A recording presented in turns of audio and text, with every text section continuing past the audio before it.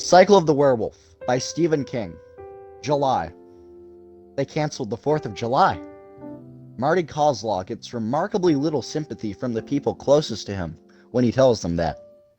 Perhaps it is because they simply don't understand the depth of his pain. Don't be foolish, his mother tells him brusquely.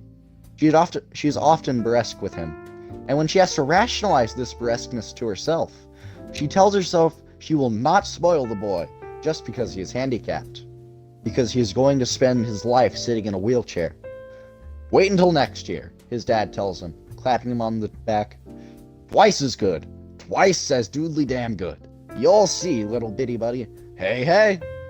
Herman Kozlaw is the phys ed teacher at the Tarker's Mills Grammar School, and he almost always talks to his son in what Marty thinks of his dad's big pal voice. He also says, hey, hey, a great deal. The truth is, Marty makes Herman Kozlaw a little nervous. Herman lives in a world of violently active children. Kids who run races, bash baseballs, swim rally sprints. And in the midst of directing all this, he would sometimes look up and see Marty, somewhere close by, sitting in his wheelchair, watching. It made Herman nervous. And when he was nervous, he spoke in his bellowing big pal voice and said, hey, hey, or doodly damn, and called Marty his little bitty buddy. So you finally didn't get something you wanted, says his big sister says when he tries to tell her how he had looked forward to this night. How he looks forward to it every year. The flowers of light in the sky over the commons, the flash gun pops of brightness, followed by the thudding kerwump sounds that roll back and forth between the low hills that surrounded the town. Kate is 13 to Marty's 10, and convinced that everyone loves Marty just because he can't walk. She is delighted that the fireworks have been canceled. Even Grandfather Kozlaw, who could usually be counted on for sympathy, hadn't been impressed. Nobody is canceling the 4th of July, boy, he said in his heavy Slavic accent. He was sitting on the veranda, and Marty buzzed out through the French doors in his battery-powered wheelchair to talk to him. Grandfather Kozlaw sat looking down the slope of the lawn, towards the woods, a glass of schnapps in one hand. This had happened on July 2nd, 2 days ago. It's just the fireworks they cancel. And you know why. Marty did. The killer. That was why. In the papers now they were calling him the Full Moon Killer. But Marty had heard plenty of whispers around school before classes had ended for the summer. Lots of kids were saying that the Full Moon Killer wasn't a real man at all, but some sort of supernatural creature. A werewolf, maybe. Marty didn't believe that. Werewolves were strictly for horror movies, but he supposed there could be some kind of crazy guy out there who only felt the urge to kill when the moon was full. The fireworks have been canceled because of their dirty, rotten curfew. In January, sitting in his wheelchair by the French doors and looking out onto the veranda, watching the wind blow bitter veils of snow across the frozen crust, or standing by the front door, stiff as a statue in his locked leg braces, watching the other kids pull their sleds toward Wright's Hill. Just thinking of the fireworks made a difference. Thinking of a warm summer night, a cold Coke, of fire roses blooming in the dark, and pinwheels, and an American flag made of Roman candles. But now, they have canceled the fireworks. Anyone says, Marty feels that it is really the 4th itself, his 4th, that they have done to death. Only his Uncle Al, who blew into town late this morning to have the traditional salmon and fresh peas with the family, had understood. He had listened closely, sitting on the veranda tiles in his dripping bathing suit. The others were swimming and laughing in the Kozlaw's new pool on the other side of the house, after lunch. Marty finished and looked at Uncle Al anxiously. You see what I mean? Do you get it? It hasn't got anything to do with being crippled, like Katie says, or getting the fireworks all mixed up with America, like Grandpa thinks. It's just not right. When you look forward to something for so long, it's not right for Victor Boll and some dumb town council to come along and take it away. Not when it's something you really need. Do you get it? There was a long, agonizing pause while Uncle Al considered Marty's question. Time enough for Marty to hear the kick rattle of the diving board at the deep end of the pool, followed by Dad's hearty bellow. Looking good, Kate. Hey, hey, looking real good. Then Uncle Al said quietly, Sure, I get it. And I got something for you, I think. Maybe you can make your own fourth. My own fourth? What do you mean? Come on out to my car, Marty. I've got something. Well, I'll show you. And he was striding away along the concrete path that circled the house before Marty could ask him what he meant. His wheelchair hummed along the path to the driveway, away from the sounds of the pool, splashes, laughing screams, the ka-rum of the diving board, away from his father's booming big pal voice. The sound of his wheelchair was a low, steady hum that Marty barely heard. All his life that sound, and the clank of his braces, had been the music of his movement. Uncle Al's car was a low-slung Mercedes convertible. Marty knew his parents disapproved of it. $28,000 death trap, his mother had once called it with a burlesque little sniff. But Marty loved it. Once, Uncle Al had taken him for a ride on some of the back roads that crisscrossed Tarker's Mills, and he had driven fast, 70, maybe 80. You wouldn't tell Marty how fast they were going. If you don't know, you won't be scared, he had said. But Marty hadn't been scared. His belly had been sore the next day from laughing. Uncle Al took something out of the glove compartment of his car, and as Marty rolled up and stopped, he put a bulky cellophane package on the boy's withered thighs. Here you go, kid, he said. Happy 4th of July. The first thing Marty saw were exotic Chinese markings on the package's label. Then he saw what was inside, and his heart seemed to squeeze up in his chest. The cellophane package was full of fireworks. The ones that look like pyramids are tweezers, Uncle Al said. Marty, absolutely stunned with joy, moved his lips to speak, but nothing came out. Light the fuses, set them down, and they spray as many colors as there are on a dragon's breath. The tubes with the thin sticks coming out of them are bottle rockets. Put them in an empty Coke bottle, and they go. And up they go. The little ones are fountains. There are 2 Roman candles. And of course, a package of firecrackers. But you better set those off tomorrow. Uncle Al cast an eye toward the noises coming from the pool. Thank you, Marty was finally able to gasp. Thank you, Uncle Al. Just keep mum about where you got them, Uncle Al said. A nod's as good as a wink to a blind horse, right? Right, Marty babbled, although he had no idea what nods, winks, and blind horses had to do with fireworks. But are you sure you don't want them, Uncle Al? I can get more, Uncle Al said. I know a guy over in Bridgeton. He'll be doing business till it gets dark. He put a hand on Marty's head. Keep your fourth after everyone else goes to bed. Don't shoot off any of the noisy ones and wake them all up. And for Christ's sake, don't blow your hand off, or my big sis will never speak to me again. Then Uncle Al laughed and climbed into his car and roared the engine into life. He raised his hand in a half salute to Marty, and then was gone while Marty was still trying to shudder his thanks. He sat there for a moment looking after his uncle, swallowing hard to keep from crying. Then he put the packet of firecrackers into his shirt and buzzed back to the house in his room. In his mind, he was already waiting for night to come and everyone to be asleep. He is the first one in bed that night. His mother comes in and kisses him goodnight, brusquely, not looking at his stick-like legs under the sheet. You okay? You okay, Marty? Yes, Mom. She pauses, as if to say something more, and then gives her head a little shake. She leaves. His sister Kate comes in. She doesn't kiss him, merely leans her head close to his neck, so he can smell the chlorine in her hell, and she whispers, See? You don't always get what you want just because you're a cripple. You might be surprised what I get, he says softly, and she regards him for a moment with narrow suspicion before going out. His father comes in and sits on the side of Marty's bed. He speaks in his booming big pal voice. Everything okay, little guy? You're off to bed early, real early. Just feeling a little tired, Daddy. Okay.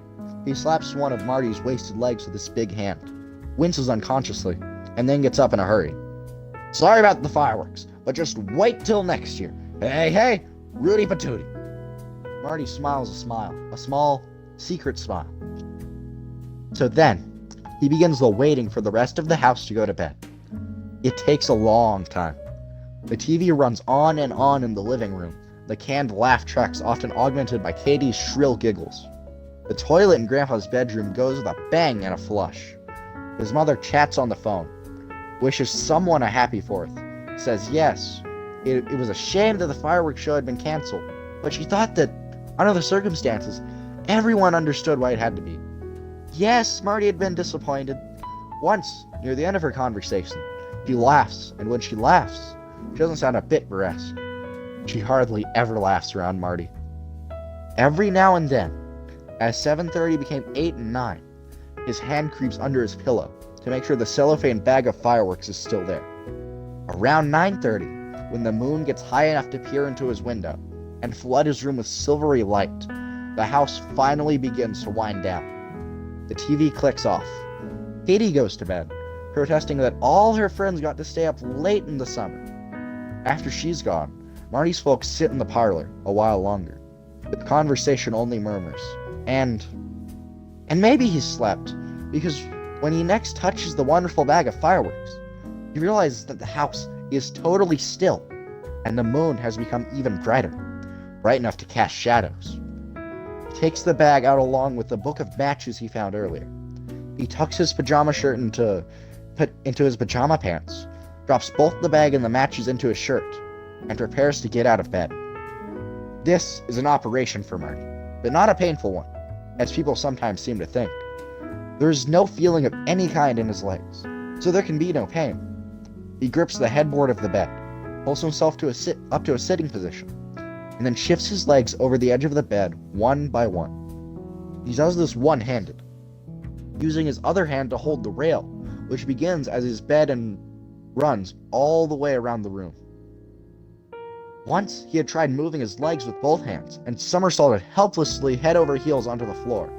The crash brought everyone running. "You stupid show-off!" Kate had whispered fiercely into his ear after he had been helped into his chair, a little shaken up but laughing crazily in spite of the swelling on one temple and his split lip. "You wanted to kill yourself? Huh?" And then she had run off out of the room, crying. Once, he's sitting on the edge of the bed. He wipes his hands on the front of his shirt to make sure they're dry and won't slip.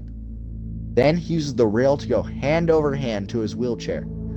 His useless scarecrow legs, so much dead weight, drag along behind him. The moonlight is bright enough to cast his shadow, bright and crisp, on the floor ahead of him. His wheelchair is on the brake, and he swings into it with confident ease. He pauses for a moment, catching his breath, listening to the silence of the house. "Don't show off any noisy ones tonight," Uncle Alex said. And listening to the silence, Marty knows that he was right. He will keep his 4th by himself and to himself, and no one will know.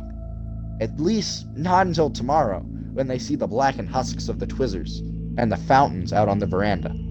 And then it wouldn't matter. "As many colors as there are on a dragon's breath," Uncle Alex said.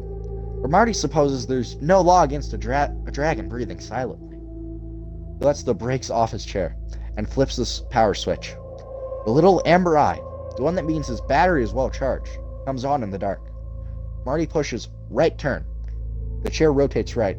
Hey. When he is facing the veranda doors, he pushes forward. The chair rolls forward, humming quietly. Marty slips the latch on the double doors, pushes forward again, and rolls outside. He tears open the wonderful bag of fireworks and pauses for a moment, captivated by the summer night. The somnolent chirr of the crickets, the low, fragrant breeze that barely stirs the leaves of the trees at the edge of the woods, the almost unearthly radiance of the moon. He can wait no longer. He brings out a snake, strikes a match, lights its fuse, and watches in entranced silence as it splutters green-blue fire and grows magically, writhing and spitting flame from its tail. "The 4th, he thinks, his eyes alight. The 4th! Happy 4th of July to me!" The snake's bright flame gutters low, flickers, goes out.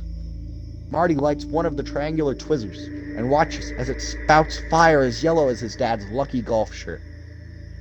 Before it can go out, he lights a second that shoots off light as dusky red as the roses which grow beside the picket fence around the new pool. Now a wonderful smell of spent gunpowder fills the night, for the wind to rafter and pull slowly away. His groping hands pull out the flat packet of firecrackers next, and he has opened them before he realizes that to light these would be calamity. Their jumping, snapping, machine gun roar would wake the whole neighborhood. Fire, flood, alarm, excruciation. All of those, and one 10-year-old boy named Martin Kozlaw in the doghouse until next Christmas, most likely. He pushes the black cats further up on his lap, grubs happily in the back again, and comes out with the biggest twizzer of all. A world-class twizzer, if there ever was one. It is almost as big as his closed fist. He lights it with mixed fright and delight, and tosses it.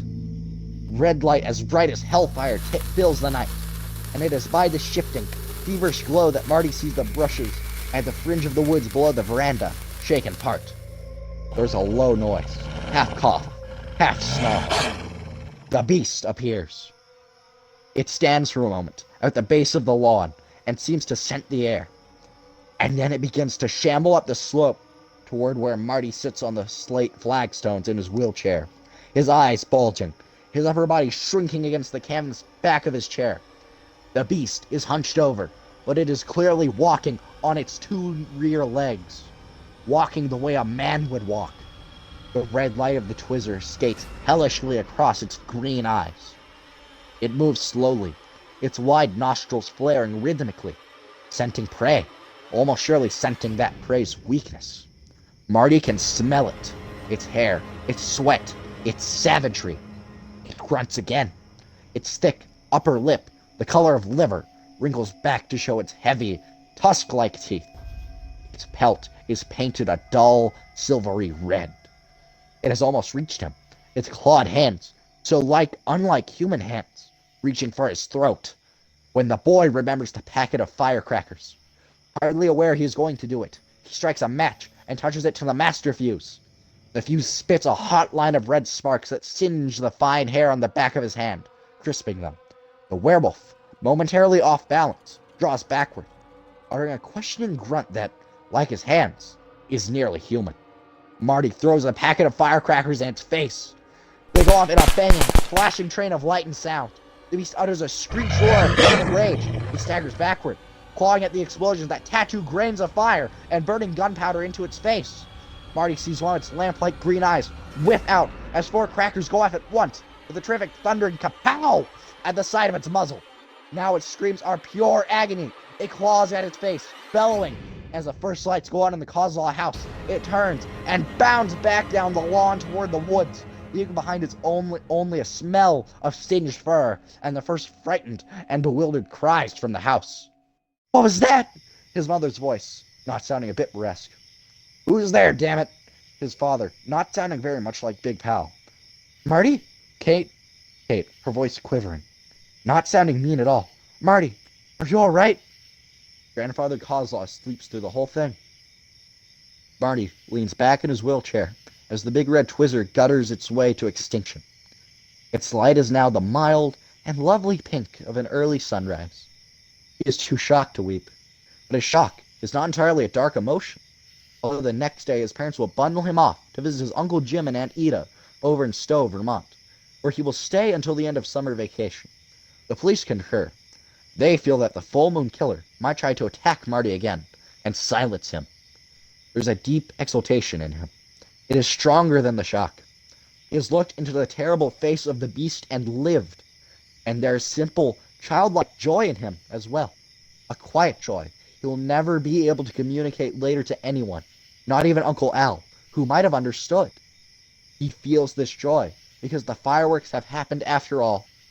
And while his parents stewed and wondered about his psyche, and if he would have complexes from the experience, Marty Kozlaw came to believe in his heart that it had been the best 4th of all.